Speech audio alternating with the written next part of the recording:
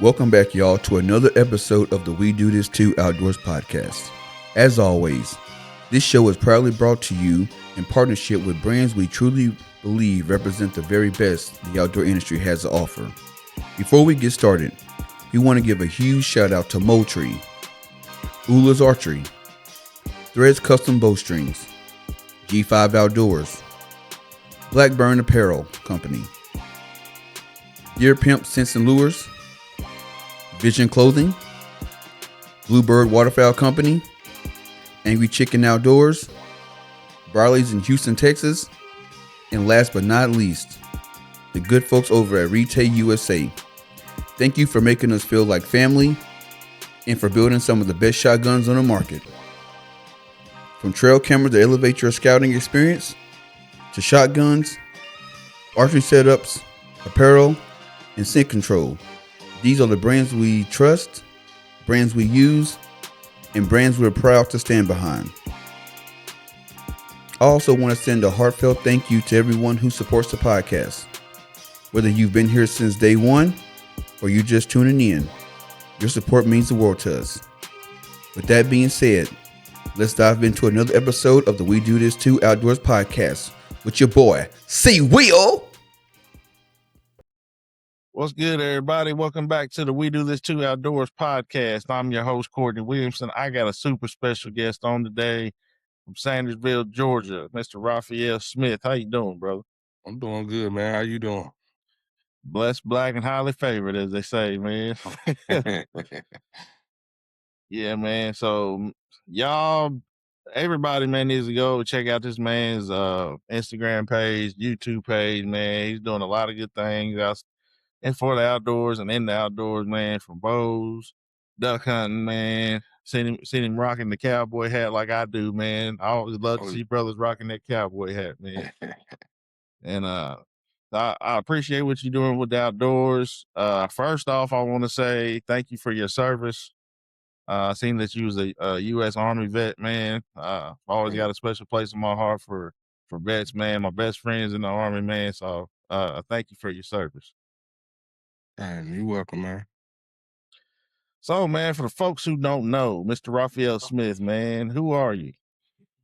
Well, my name Raphaell. I'm originally from Sandersville, Georgia.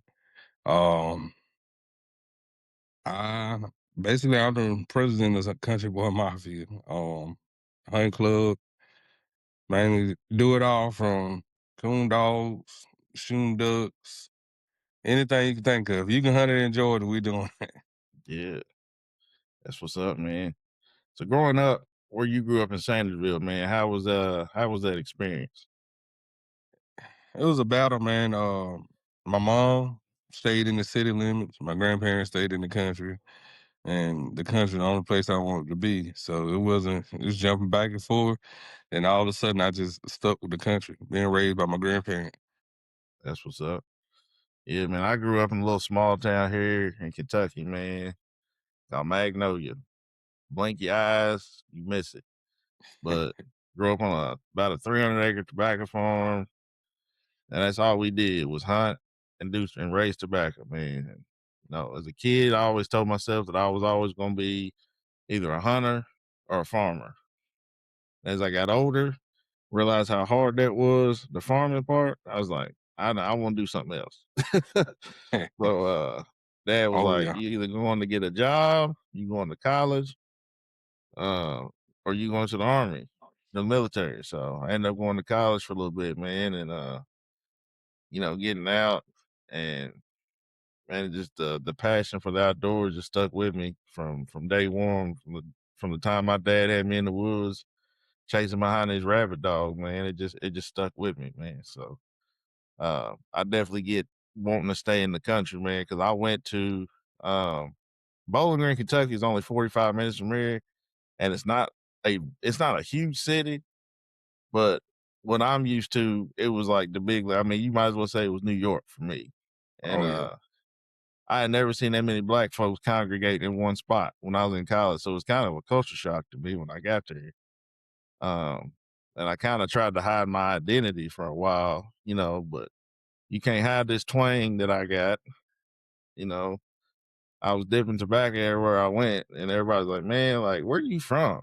I tell them, I was like, "Where the hell is that at?" I'm like, "Man, it's only 45 minutes up the road, you know." But Yeah, that was me they, right there. And being in the military, they was like, "Hey, where's Smith at?" Smith in the death stand somewhere. I'm late. yeah, that was me, man. But the Country Boy Mafia, man, where did that name come from, and how'd that come about? Man, it started out, it was me and two other buddies, and we called ourselves the Backwood Boys at first. And I was making bass lures, and the lady who does all my embroidery work, and she was like, "You got to come up with a name for this stuff." And I was like, "I don't know." She was like, "What about Country Boy Mafia?" And that stuck with it. That's dope. I like that name, man. That's it's catchy. It's very catchy. So how many of y'all is it now? Just you and your boy, or y'all branched out and added some members? We branched out and added some members. We have Middle Georgia part, then you got the South Georgia boys down there towards Bainbridge, Climax, Georgia. We got those guys that and they well known for hog hunting. That's what's up. I went on my first hog hunt ever this past summer. I went with my boy Hoodneck from Texas, and shout out to Chris. I was already in Galveston. We was down there for vacation, and he's like, "Man, come on up and go hog hunting." And it's the first time I ever seen a hog, man. It's probably a 300-pound hog, and he's got these night vision scopes, man. And I don't think he had them sighted in right, because I'm talking about I had a 300 blackout, and I got it right on his heart, chest, where in the pump zone, as I call it. Pull the trigger, that thing takes off running. And I'm like, dude, I don't miss with a rifle. And he's like, man, something must be wrong. And then, come to find out after I left and got back home, he messaged me. He's like, yeah, man, these rifles was about 6 inches off. So when I shot, I actually hit the ground. And Dang.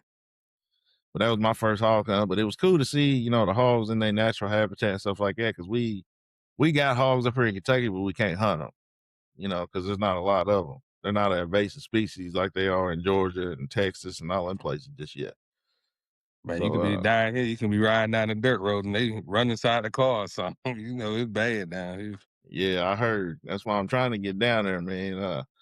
I have one planned down in, I don't know how far Kennesaw, Georgia is from you. About 2 hours and some change. I know what they Yeah, say. I got a homeboy that lives down there, man. He used to play for Atlanta Braves, and he hit me up a couple times, man. But our schedules just didn't align. So you come up here for a turkey hunt, man. I'm coming down there for a hog hunt. How about that? Yeah. Yeah, we can do that. We can make that happen now. Yeah, didn't make that happen. Yeah. But yeah, man. So who or what got you introduced to the outdoors? Was it like your dad, your grandfather? Was something that you got later on in life, or how did it come about? Man. And it's crazy, I'm gonna tell you, man. In the group, they pick on me, they call me Mr. Don't Miss. Like, I don't miss. But it's the story behind it is my granddad. He trained a lot of dogs, rabbit dogs, coon dogs. He did it for people. And he started me when I was young. I used to sit in the yard and just give me the gun, old 22, and have me shooting targets. And if I missed, like he was on my tail. And you know better than that. His biggest thing was as a man, you gotta learn how to survive. That makes sense. Yeah, I mean that was basically the same thing my daddy told me, man. I started off with a little 410 single shot, and he was like, first I got to teach you how to shoot. Make sure you ain't wasting shells, and then I'm gonna show you how to skin the rabbit and all that, and then you know if Kroger's, Walmart, all the places we go to get food shuts down, I need to know that you can go outside and provide for your family.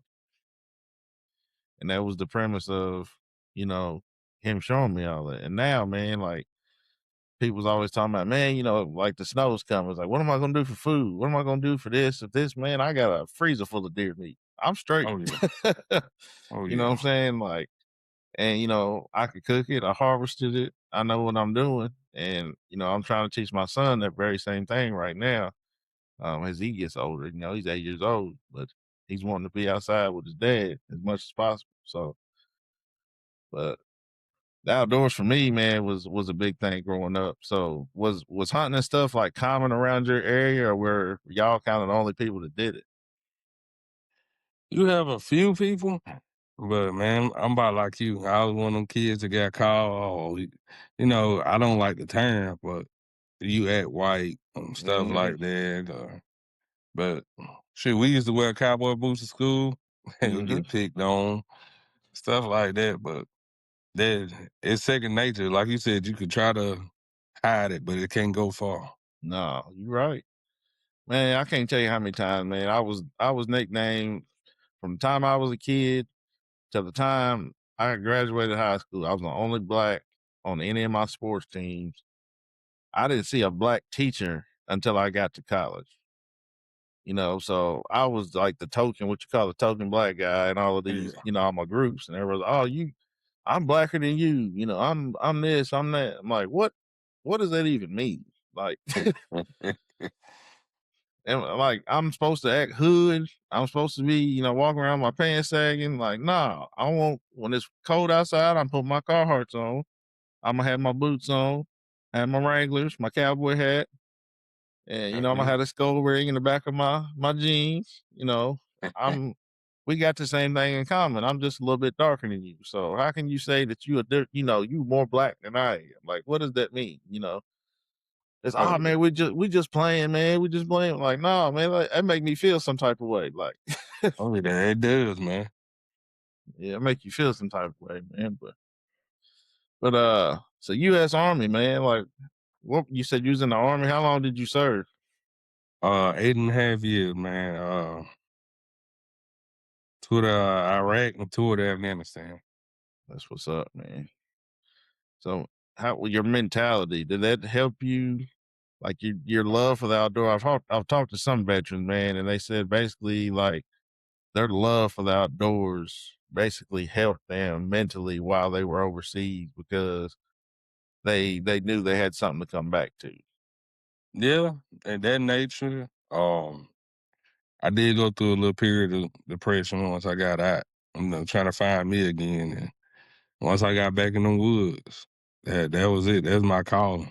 Yeah, I'm glad, man, because I mean I've talked to a lot of vets, off air, talking about once they got back, it was real hard for them to cope, and even my best friend, man, like I picked him up when he got back from Iraq, and it had been storming a little bit, and we go to Walmart to get all his essentials and stuff he needed to go home, man.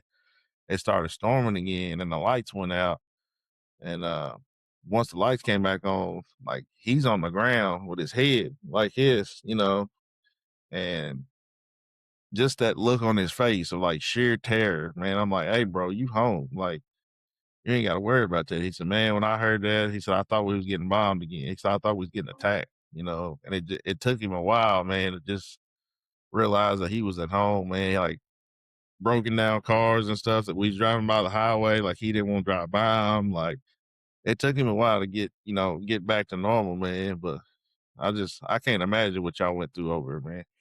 Oh, yeah. But yeah, man. So being an African American in this outdoor industry, man, like what does that mean to you personally? I'm be honest, man. I'm a firm believer in it because we we got kids nowadays. They don't understand that you can make a living from this. Mm-hmm. Society push them in sports and say that's all you can get. But they don't understand, hunting is a sport. It's something you can actually make a living out of. It don't take football, basketball, or none of that. So for me, I feel like me, you, Raynor Moody, any of the guys, 24/7 Hunt, Trey, any of them, we right now could pave the way for so many kids and open their eyes to what's out here. Yeah, I agree. So society, I feel like tells, especially young black men, and I feel like a lot of times it's black men who live in inner cities who didn't grow up like we grew up in the country. You know, they're in, they're in the city trying to walk to school, and gangs is hitting them left and right, whatever. And society tells them to get out of that space, that they have to pick up a ball, pick up a microphone, do rapping, something like that to get out of that space, which is not true. You know, I know two people personally, man, that grew up in Memphis where my dad grew up. And, you know, they grew up in Orange Mound, which is like one of the worst town or worst places in Memphis that you can go, man. And now one of them, man, owns his own brand. He's got his own brand. He's doing real good for himself. The other one works for NASA. So when you look at a perspective like that from a man that grew up where he grew up, seen the things that he's seen in Orange Mound, now this man's working for NASA with space shuttles and astronauts and whatever, man. It shows that you can make it out doing all kind of different things. It don't have to be dribbling the ball, rap. Oh yeah. I think that goes back to what me and Trey talked about. You ain't necessarily got to be a product of your environment. Right. And I feel like today's youth, man, especially, what they call the YNs now, they don't want to listen to nobody, man. Like, we trying to give them the game. Because my dad used to say, I've been your age, you ain't never been mine. You try to give them the game, stuff that you've seen growing up and stuff that you can expect them to go through. They don't want to hear it. They'd rather listen to, the rappers or the people that they influenced by that been to jail 1,000 times. And they think that's the way. That's the way they're gonna go.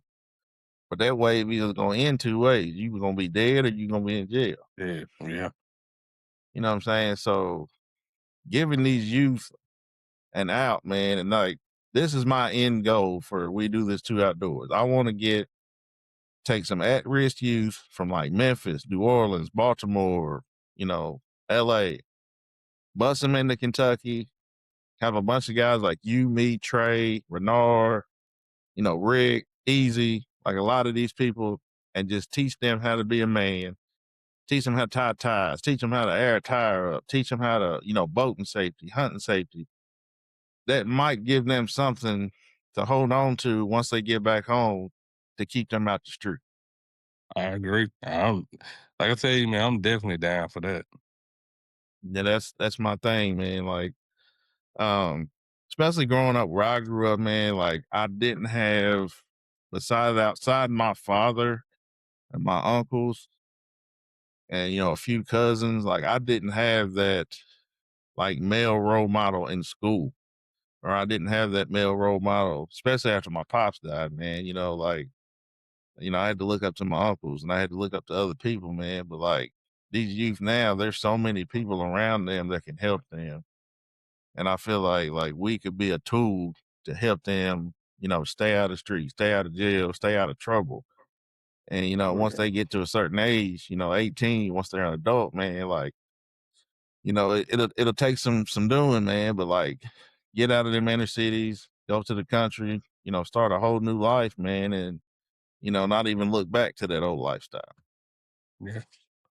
I definitely agree, man.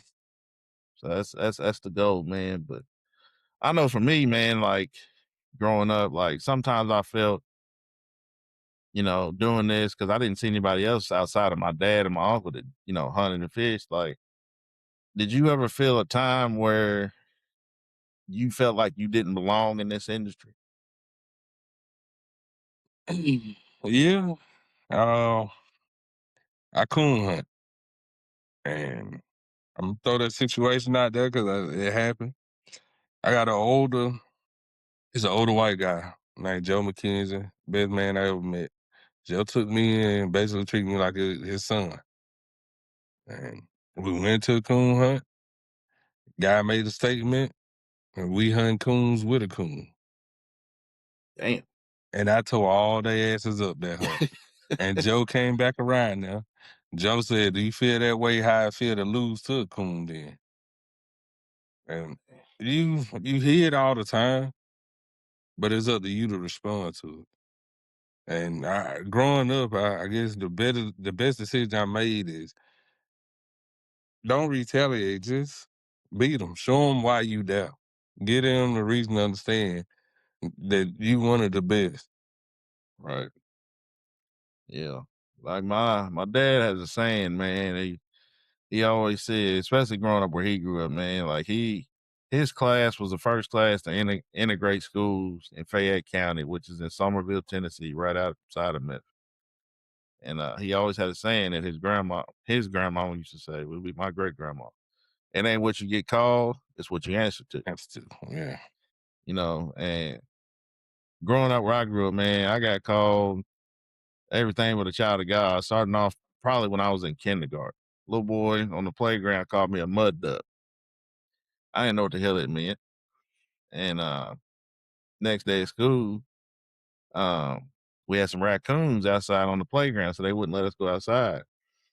And the little boy was like, "Hey, you know, there's a bunch of Courtneys outside right now." Everybody's like, "What are you talking about?" He's like, "Man, don't you sell them coons outside?" And I'm like, "Calling me a raccoon?" Like, and as a kindergarten, man, I didn't realize what the hell that meant. But I went home, you know, told my dad.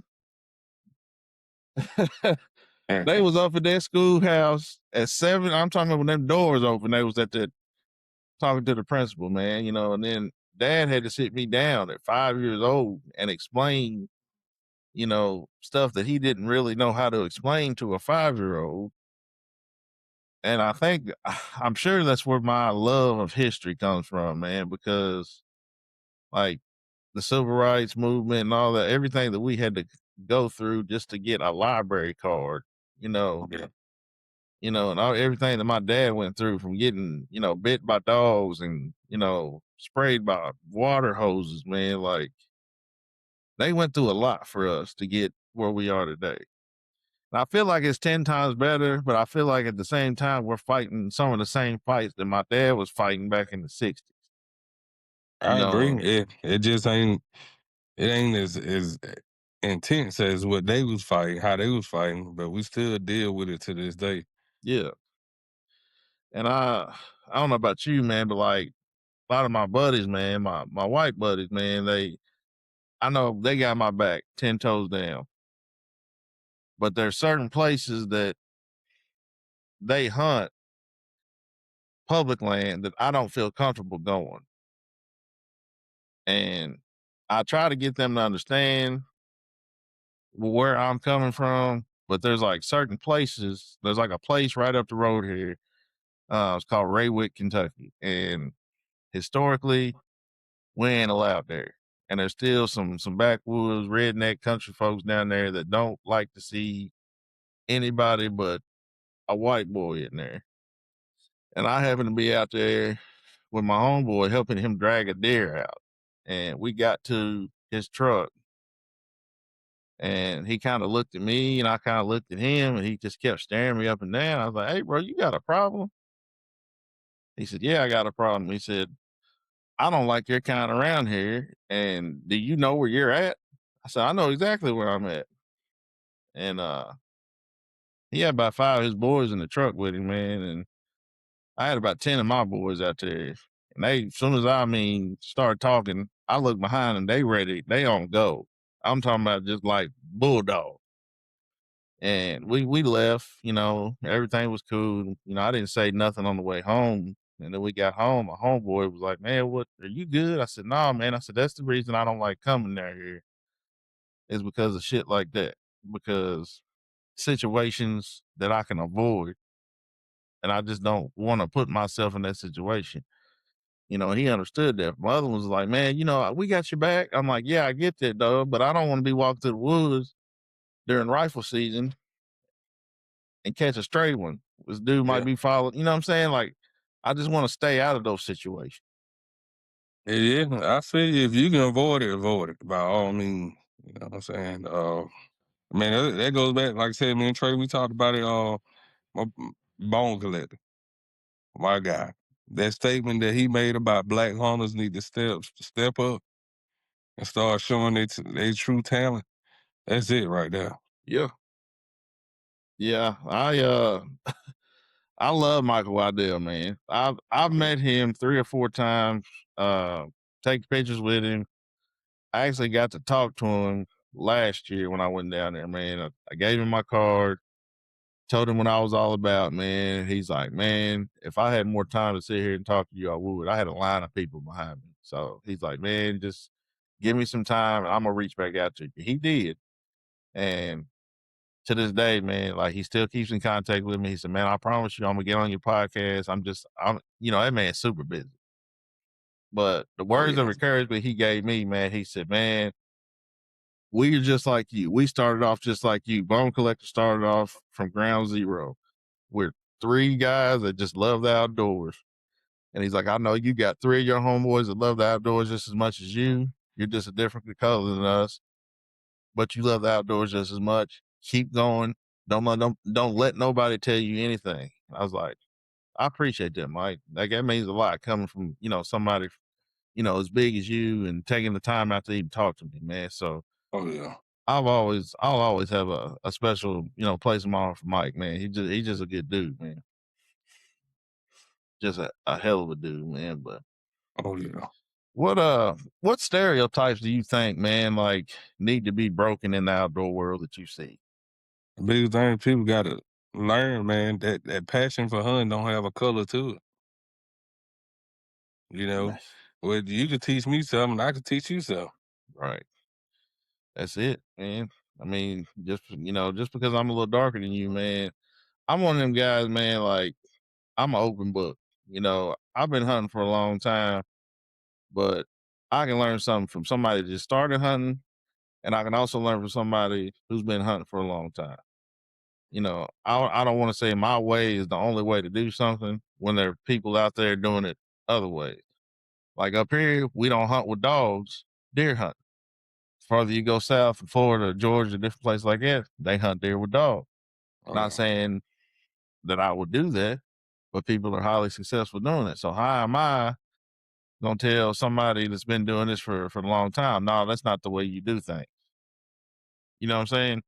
Oh yeah. But you gotta be open to learning new things and stuff like that, man. I feel like that's the only way to grow, and that's the only way to grow this industry, man.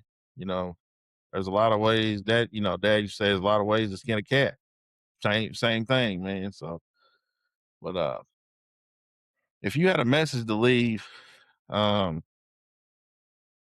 another kid, man, say there's a kid in Baltimore, Memphis, somewhere like that, man, comes up to you, he's in a bad way, been in and out of jail multiple times, man. He's trying to find something to, stay out of trouble. He's really interested in the outdoors, but don't know how to get started.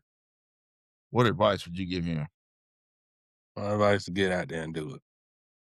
Because at the end of the day, you can talk about it all day long. You got to get out there and do it. And secondly, be you. Don't let nobody change you. People gonna talk. Oh, he don't got salt. He want to play in the woods, and be you. These woods will save you from a lot of trouble. Yeah, man. You preaching now.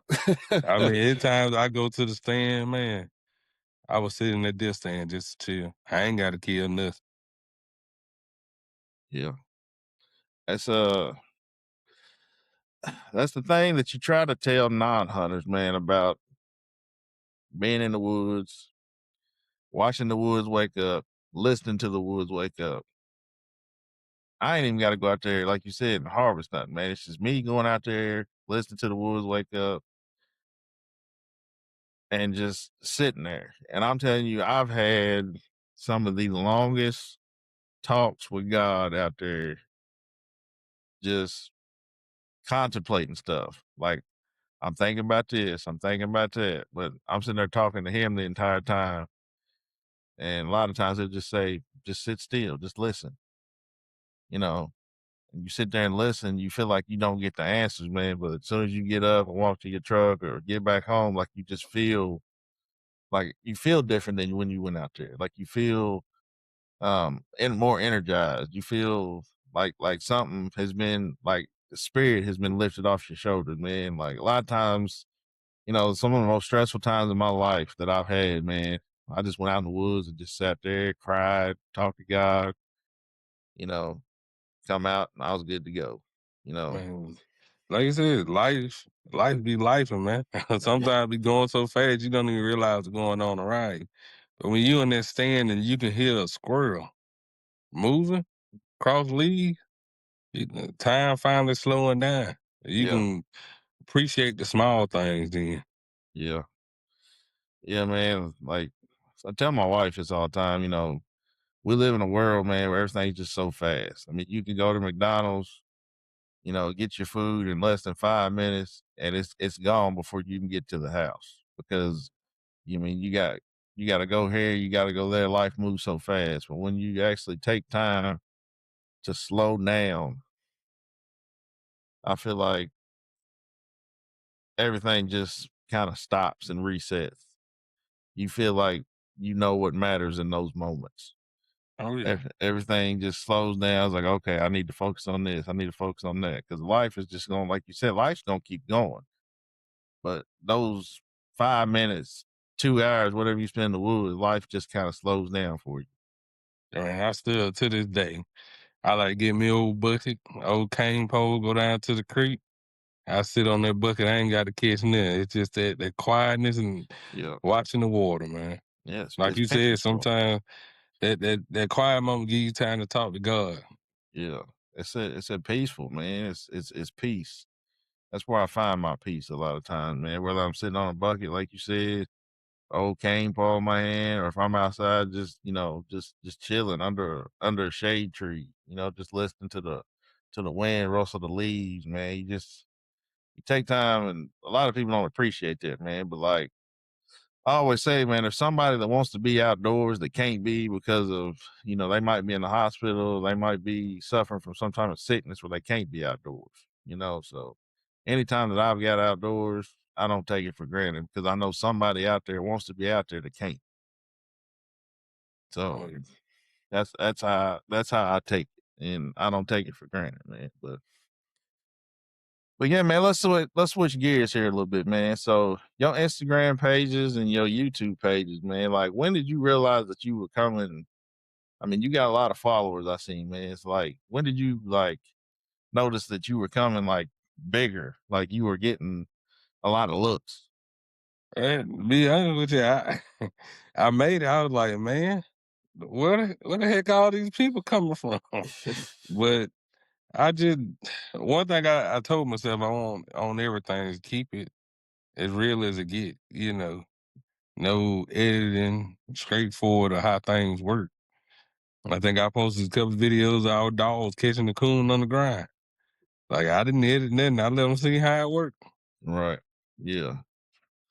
I was talking to Trey about this a while back, man. Like, he's got a lot of followers. I'm starting to kind of, catch a wave with some of the followers I got on Instagram, TikTok, whatever.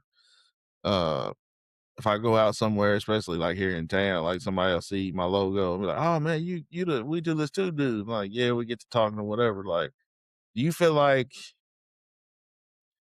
you have more of a responsibility now that more people are actually watching you and see you as possibly like a role model? Do you feel like there's a more like you feel more responsible for that? Yeah. Uh I try to watch everything I do. I look at it, I got kids, Mm-hmm. I don't want them seeing their daddy doing something that, I wouldn't want them doing. And like I told you earlier, I work for Georgia Forestry Commission. I gotta be on I gotta be on point because they watch our page and they tend to check in every once in a while to see what you're up to. Right. They do. Yeah. Yeah. I had a job, man. I was like all last year, pretty much. Well, 2 years ago, technically, I was off work for almost 9.5, 10 months. With a major concussion to the point where I was waking up every day with, you know, terrible headaches. Didn't even want to go outside because the light would just hurt my eyes, man. And like, I was still doing my podcast, but I had my lights behind me, so I wasn't directly looking at them, just because I was like, man, I can't stop this content. I got to keep everything rolling. I don't want to stop this for 10 months, man. And I got a phone call from my from my job. It was like, have you been recording like a podcast or something? I said, yeah, I've got a podcast. What's up? It was like, so you can do a podcast, but you can't come to work? I'm like, who's been watching me for one? And who done told the boss that I've been doing this podcast? And I stopped it there for a little bit for about a week and a half. I was like, man, I ain't stopping this. I can't stop this, So I had sunglasses on and half my episodes, just to keep some of the lights down or whatever, man. But yeah, you got them people that's gonna be out there looking and watching. Make sure you know what you're supposed to be doing. Which kind of leads me into my next question, man. Like, how do you balance like social media pressure versus like being you? Because I know you as well as me see a lot of people out there just posting just to post, and they're basically faking it till you make it. I'm one of them people, man. If I'm a posting, I want to be as real as I can, not telling no stories. Like, how do you balance like what to post and what society tells you need to be posted? One of the biggest things, man, take archery. Archery was my chief. I started with it. Well, I'm a wildland firefighter for Georgia Forest Commission. And my chief, he told me, he said, you did hunt? I said, yes, sir. He said, you shoot a gun? I said, yes, sir. He said, you ain't doing nothing. He said, any man can shoot a deer 300 yards away. He said, but when you hit that deer with a bow, because he right there up on you, then you did something. Mm-hmm. So I got my first kill this year, archery, a doe. And man, as soon as I killed that, it went straight to social media. I want to give people the real me. It's gonna be them times, shoot, I go in the woods, don't get nothing. I still post content on social media. I might watch the young doe walk around. I still post it on social media. Right. But necessarily, people gotta understand that hunting, every hunt ain't a success. Right. That's the You know, truth. every hunt. If we kill some every hunt, we won't have nothing to hunt. Right. That's it, man. I mean, it's all about perception to me. I feel like, you got them guys out there that, they're all trophy hunters. I want to post all these big deer or whatever, but they're not telling you the real story of how long they was sitting out in the deer stand to kill that big deer. Or they ain't telling you they hunt inside that high fence neither. Right. Or that too. Yeah. And then, the success is cool. You getting all these likes and whatever, man. But like, how many times did you possibly miss that deer? Or how many times did you been in that stand 15, 20 times, seen that deer maybe 200 yards away? You got a bow in your hands. You ain't taking no 200-yard shot with your bow. No. You got to get, I won't take a shot past 40 with my bow. That's just my rule. But, you got to get them deer in close, man. Turkeys, whatever, man. I mean, it's a whole different ball game with that bow in your hand. And I promise you, a lot of people don't understand content sell better when you just be real. It do. It really does. Oh yeah. It really does. What bow you shooting? Man, look here. Like I told Trey, that is an Amazon special. Ain't nothing wrong with it. My thing was, it was like I didn't want to dive in, get a good bow, $400, $500, $600, bow, and it wasn't something I liked. Well, now I got one of those high end bows. It's on layaway. So I'm gonna end up getting it off, and I'm still gonna keep the Amazon special. But I hear you. What bow'd you go with? the Salida. Okay, that's what's up. Yeah, man. Let me let me know when you get the thing out of layaway, man, to post some content, man. Bring it to Kentucky with you, man. We'll do some shoot. Shit, I'll bring it up there with me then. Yeah, man. Bring it on, man. I'm always down to shoot some. I got plenty of spots to shoot. I got a archery. Well, I wouldn't say a 3D course in my backyard. I got some 3D targets and stuff back there, and we go 40 minutes up the road, man. My homeboy's got a place up there that we can shoot, man, and there's a lot of places we can go shoot around here, man. So that's dope, though, man. Like, I feel like a lot of people get caught up, in appearance when it comes to, especially with bows, man, especially around here, man. Like if your homeboys got a Matthews, you're not even going to look at no other bows. Like they're going to buy a Matthews because their homeboys got one. Then they realize, man, I don't really like his bow, but I'm gonna get made fun of if I go out and buy a Bowtech. I'm like, man, you shoot what you can shoot, man. Like, and you ain't gotta buy $7,000 bow. You can go, like you said, on Amazon and get a bow and kill deer just as good as your buddy does with a $1,700 bow. Like, shoot what you can shoot, stay within your limits. What it all comes down to is time on the range. Yeah. Putting them arrows down range. That's what it comes down to. I Now, don't care see, what bow you got. I looked up, man. My chief, my lead ranger, oh, a big shout out to them, man. Tim Hartley out of Glenwood, Georgia, and Terry TJ Fountain out of Glenwood, Georgia. These guys put that bow together. I mean, a couple of pieces might be from they bows that they shoot, they high end bows. Like we got rid of the what is it called eye popper. We end up getting rid of that comes with it. Yeah. And he ended up tying me in a peak site. Man, they took their time with it. Yeah, that's what's up, man. That's good, man. Like you got a good, some good people around you, man. That's what it takes, man. Because I know some shops will take your bow into, man. Like if you ain't got a specific type bow, they won't even touch it. Oh yeah. And just I like to go to them bow shops, man, where they got multiple bows that you can test out, try out. They'll set them up for you, and whether you buy something or not, like you know what to look for if you are going to buy a bow. And 9 times out of 10, when you do go to buy a bow, you're gonna go back to them because they treated you so well. You know what I'm saying? So Oh yeah. yeah, man. So what do you think separates, Country Boy Mafia from some of the other like outdoor brands and outdoor pages? What separates y'all? I say our guys are humble. We real humble, man. We don't brag, we don't boast, but we real humble. I mean, I go with some of the top coon hunting. I got Elijah Tyler out of Bainbridge. Anybody that hog hunt, I put him against, and I would bet the highs on him.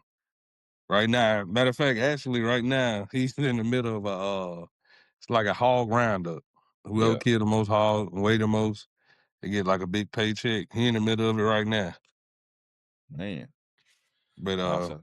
He the truth, man. yeah, we humble, man. Like it's one of them things where if I make it, I make it. I would love to be sponsored by Real Tree, Bone Collector, some big high-end company. But at the same time, I want to still be true to who I am. Right. That's me, man. I've passed up on a few sponsorships simply because of, not agreeing with some of their morals. If my morals on the line with your morals, I'm not just gonna, take your gear or the stuff that you give me just to, sell my soul, if it makes sense. Yeah. I've got to stay true to who I am, what I was, brought up to be. And if it don't align with your company, I appreciate you reaching out to me, but we can't do business. And I feel like a lot of people nowadays, man, they try to jump on the first train smoking and get themselves in a bad contract or whatever. And this company's really not trying to help you at all. They're just wanting to sell bows or sell broadheads or sell arrows or whatever it may be, basically using all your content against you, So I tell, especially all the up and coming folks, man, I feel like, I'm not nowhere near as big as like Bone Collector, Real Tree, none of them guys, but like I'm not gonna do business with you just because you asked me to. I gotta kind of fill you out first, if that makes sense. Man, I feel like I'm doing it big. Trey done brought me on podcast. I feel like I'm doing it big. Hey man, me and Trey, man, like when I first met Trey, he had me on his podcast first and he found me and I told him I was gonna start a podcast, man. This man sent me a microphone, like basically everything that I needed to pretty much get started. And didn't even know this man that well, man. But like that gesture right there showed me who Trey was. And me and him's been rocking ever since, man. I mean, that's like my long lost brother right there. I mean, that man could tell me right now, like, be in Texarkana tonight. I'm on the way. You know what I'm saying? Like, Yeah. that's just the type of dude Trey is. And like, if he has a guest on, people's like, man, you always piggybacking off of Trey. I'm like, that's what you're supposed to do. Like, if I have Bo Jackson on my podcast, I'm gonna pitch Trey to get Bo Jackson on his podcast. You know what I'm saying? Like that's how you grow. That's how you help the next person out. Trey helped me. I'm gonna try to help the next person. So, me having you on my podcast, maybe if you ever start a podcast, like you can help somebody else get on and somebody else get on and somebody else get on. Man, that's how you grow. That's how we get our name out there, man. And I feel like black folks, man, like I love us to death, man, but we are the worst about that. Like if we make it to the top, we don't want nobody up here with us. And I don't understand that thinking, man. Like you would feel like you want more of us up there with y'all, but when you make it to the top, you want to be up here with the upper echelon. You don't want to bring nobody else with you. Like you forget where you come from, man. And I never want to be that guy. So if I could ever help you out, your son, your daughter, whoever, man, like hit me up, hit Trey up. I got you, bro. Like that's just me. You already know. I'm bringing the camera crew with me. This April, we coming out there. Come on, man. Let's get it. Let's get it, man. Well, I got a couple more questions for you, man. I ain't gonna hold you long. This is kind of my episode, kind of what I like to call rapid fire. So, whatever first comes to your mind, speak it. All right. What's your favorite thing to hunt? Say coon. Okay. What's your favorite meal that you could have you on death row? Last meal that you get before it's all over. What you get? Wild game, right? Yeah, wild game. Man, you can't go wrong with a jalapeno cheddar dip sauce. Oh yeah, I'm talking about. Yes, sir. You like early morning hunts better or late evening hunts? Early morning hunts. I like to be in the stand when the sun coming up. That's what's up. One thing that the outdoors has taught you. Patience. That's what's up. If you could hunt anything and go anywhere, money is no object. Where you going? What you hunt? Man, like I told Trey, man, I'm going to Montana. I got to get me an elk, man. Man, you and me both, bro. Heard that, man. Well, man, I appreciate you rocking with me, man. It's we've been hop on for almost an hour now, man. I feel like this has been a good one, man. A lot of good content, something that the listeners would love, man. And like I told Trey, all my other guests, man, like if I could do anything for you, man, let me know. You got my contact, you got my phone number, man. April, bring the crew. Cause we gonna get you on some turkeys. We get 2 in the spring, you can kill 1 per day, and I think it's 2 in the fall as well. So if we can double up, Saturday and Sunday it'd be dope. If we don't, it's still been a good day in the woods.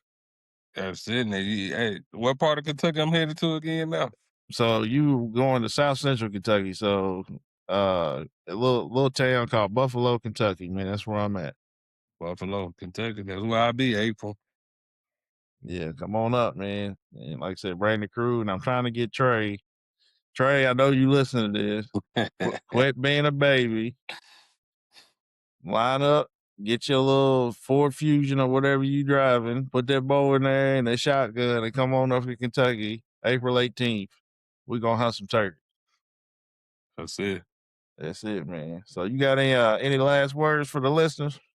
All right, man. Whatever y'all do, have fun. That's all it boils down to. Can't lose sight of what it's really about. That's what's up, man. This podcast will be out on Apple, Spotify, my YouTube page, Sportsman's Empire page, basically wherever you get your podcast at, man. I appreciate y'all rocking with me, man. Raphaell Smith, man, I really appreciate you, man. No problem, Check out man. his page on Instagram. What's your handle on Instagram? CBM_Bo Duke. There you go. And what's the YouTube? YouTube, yeah, the link's above my name, so you have to go just click on it. It's above my name. That's what's up. Yeah. Go check him out, guys. And if that's all, we do this too outdoors. Big game, small game, all game. We do this too. It's your boy C. Will. What the hell?